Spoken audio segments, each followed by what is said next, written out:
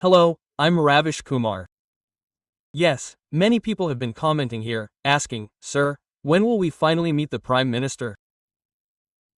And when will we all get good news for EPS 95 pensioners? Finally, a major decision has been made. What announcement did the Prime Minister make? An announcement was made, EPS demands have been met. We'll also share the press conference that took place. EPS demands have been met and the meeting that took place in Delhi. We've already told you all about the meetings being held in Delhi by the NSSSC and CBT. Millions of pensioners across the country have been raising their voices on the EPS 95 pension scheme for a long time.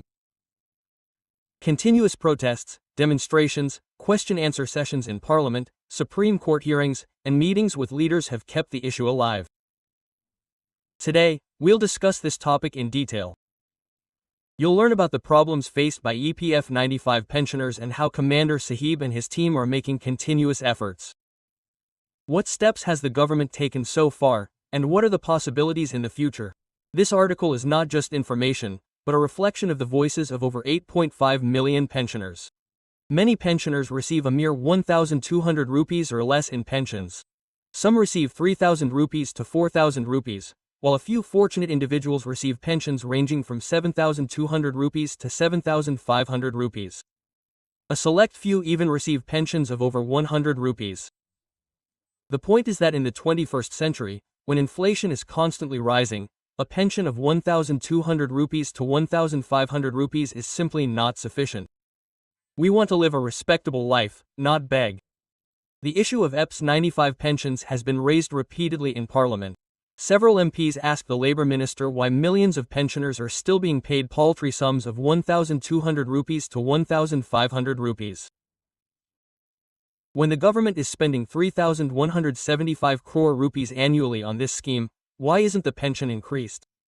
Will the government implement major reforms in EPS 95, similar to the restoration of the old pension system? However, the response is always mixed. The government maintains that it is essential to maintain fiscal and fund balance. Over the past few years, thousands of pensioners have gathered at Jantar Mantar in Delhi. Their demands were clear: a minimum pension of 85 rupees to 100 rupees, dearness allowance, and health care. Rallies were held in the states. On September 26, 2024, a nationwide public outrage rally was held. On August 1, 2025, millions of pensioners gathered at Ramlila Maidan in Delhi.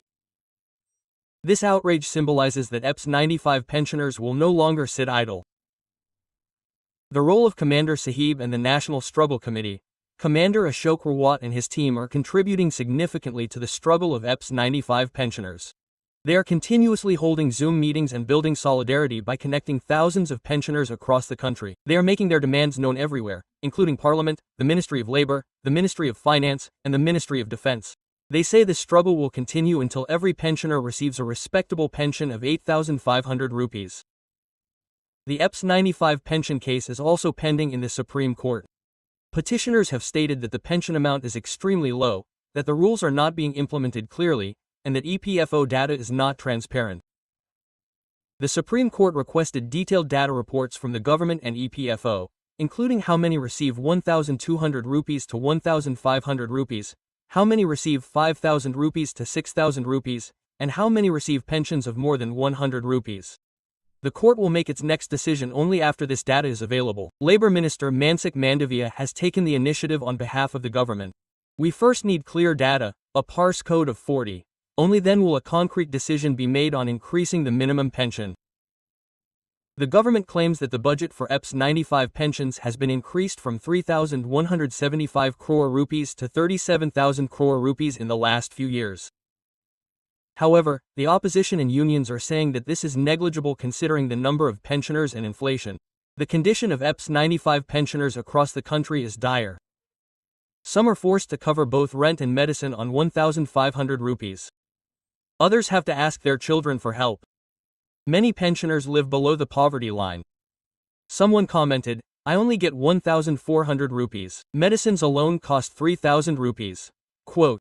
Another wrote, "I get a pension of 7,200 rupees, but even that is low considering inflation."